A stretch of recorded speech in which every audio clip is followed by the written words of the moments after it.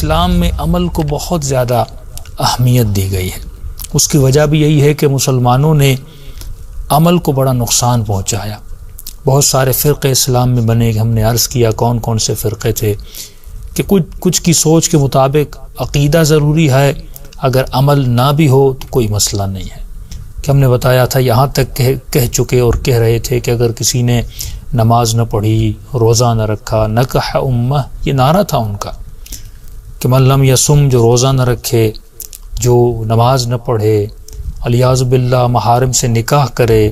ہدم الکعبہ، کعبے کو گرا دے، لیکن اگر عقیدہ صحیح ہو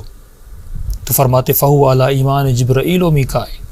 ایسا انسان جبرائیل اور میکائیل کے ایمان پر ہے، کیونکہ ایمان ان کا بھی رسول خدا پر ہے، آپ کا بھی ہے، ایمان ان کا اللہ پر بھی ہے، اس کا بھی اللہ پر ہے، وہ بھی قیامت پر، معاد پر، ملائکوں پر، ہر چیزوں پر ایمان رکھتے ہیں، اس کا بھی ایمان ہے، تو اس کے ایمان میں اور ان کے ایمان میں کوئی فرق نہیں ہے۔ ہاں عمل میں تھوڑا فرق ہو سکتا ہے، اور عمل اتنی اہمیت نہیں رکھتا، اصل یہ ہے کہ انسان کا ایمان اچھا ہونا چاہیے۔ اور آپ دیکھیں اسی چیز نے ابھی کافی، آپ ایسے ان کے مولانا کو دیکھتے ہوں گے جو یزید کا دفاع کرتے ہیں، اور دفاع کرتے وقت یہ الفاظ آپ کو ان کے جملوں میں نظر آتے ہیں کہ بھائی رسول خدا کو مانتا تھا، اسلام تو اس نے لایا تھا اور یہ کیا تھا، لیکن آپ دیکھتے ہیں اہل بیت کا جس چیز پہ بہت زیادہ فوکس رہا وہ کس پر رہا؟ عمل پر رہا۔ یہ فرقہ جو بنا تھا وہ چھٹے امام کے زمانے میں بنا تھا، جس کو ہم نے کہا تھا اس کو مرجئہ کہا جاتا تھا، یعنی یہ لوگ کہتے تھے کہ عمل کی کوئی اتنی اہمیت نہیں ہے، اور اس نظریے کی وجہ سے یہ لوگوں کو بڑا کھینچتے تھے، کیونکہ یہ نفس اس چیز کو بہت زیادہ پسند کرتا ہے، یعنی یہ چیز نفس امارہ سے بہت زیادہ ملتی ہے، یہ چیز تو نفس امارہ کی پسندیدہ چیز ہے کہ عمل کو اہمیت نہیں دو، بس عقیدہ صحیح ہونا چاہیے۔ اور وقت کے ساتھ گزرتے گزرتے تقریباً امتوں نے اور مذاہب نے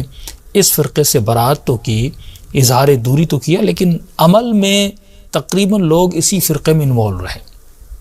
آپ اپنے ممبر کو دیکھ لیں، وہاں پر بھی یہی گفتگو ہوتی ہے کہ عقیدہ ہونا چاہیے، یعنی اگر اللہ کو مانے، رسول کو مانے، مولا علی کو مانے، یہاں تک امام زمانہ کی غیبت کا بھی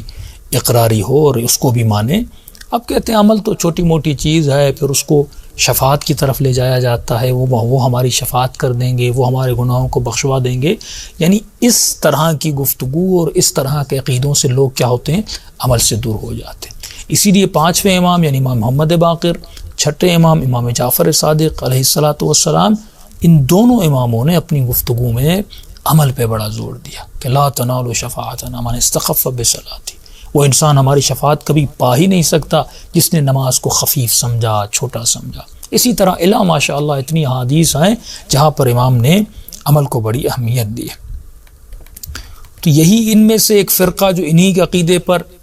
شامل رہا، جس کو میں وہ مثالیں دے رہا ہوں جو محسوس مثالیں ہیں، جو آپ اپنے معاشرے میں دیکھ سکتے ہیں۔ ایک تو ہمارے پاس، یعنی یہ ایک مذہب سے اس کا تعلق نہیں ہے، ایسی گفتگو کرنے والے اہل سنت میں، اہل تشیع میں بہت سارے لوگ ہیں جو کہتے ہیں بس ایمان صحیح ہو، عمل کی اتنی ضرورت نہیں ہے۔ دوسرا فرقہ جسے ہم صوفیہ کہتے ہیں، ان کا بھی یہی تھا، لیکن ان کا تھوڑا طرز و طور کو الگ تھا۔ یہ کہتے تھے نماز وغیرہ یہ تو ابتدائی چیزیں ہیں، آپ ان کے شاعروں کی شاعری میں بھی نماز کی بے حرمتی آپ کو نظر آتی ہے، یہ نماز تو ابتدائی چیز ہے، یہ تو معمولی چیز ہے۔ تو وہ لوگ جو عبادت کرتے تھے کہتے تھے یہ بھی ابتدائی کاموں میں مشغول ہیں۔ پھر آیت پڑھتے ہیں وَاعْبُدْ رَبَّكَ حَتَّىٰ يَأْتِيَكَ الْيَقِينُ، ہم یقین کی ٹاپک پر اس آیت کو لا رہے تھے، کہتے تھے ہم نے تو اللہ کی اتنی عبادت کی، اب ہم تو مقام یقین پر ہیں، اب ہم اس عبادت سے مبرہ ہیں، یہ تو ابتدائی پہلی کلاس کے لوگوں کی باتیں ہیں کہ نماز روزہ، یہ تو ہم تو یقین کی منزل پر ہیں، اب ہمیں عبادت کی کوئی ضرورت نہیں ہے۔ تو اب یہ عقیدہ اور یہ مذہب اور یہ مسلک ہوائے نفس کے ساتھ بہت سازگار تھا، تو یہ سازگاری ہے نا، بس ہم یقین پہ پہنچ گئے۔ تو اب آپ ان کے طور و طریقے الگ تھے۔ ابھی آپ دیکھ رہے ہوں گے ترکی میں یہ صوفیہ بہت زیادہ ہیں، اور ان کی بنیاد بھی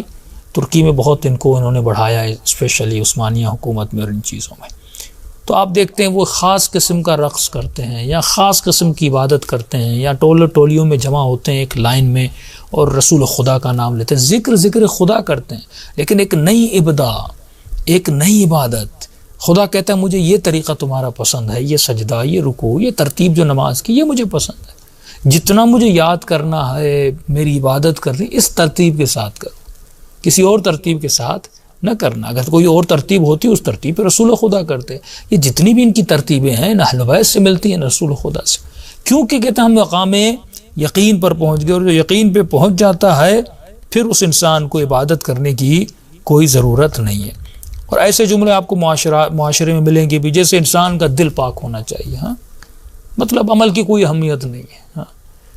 کہا جاتے بھائی یہ کیا حجاب کرنا، دوپٹہ پہنا، انسان کی آنکھ پاک ہونی چاہیے، انسان کا دل پاک ہونا چاہیے۔ اب دل پاک ہو، نامحرم سے باتیں بھی کرے تو کوئی مسئلہ نہیں، دل پاک ہو، نامحرم کی محفلوں میں بھی جائے تو کوئی مسئلہ نہیں، بس دل پاک ہو۔ ہاں یہ اچھی بات ہے، دل بھی پاک ہونا چاہیے، اس کے ساتھ شریعت کے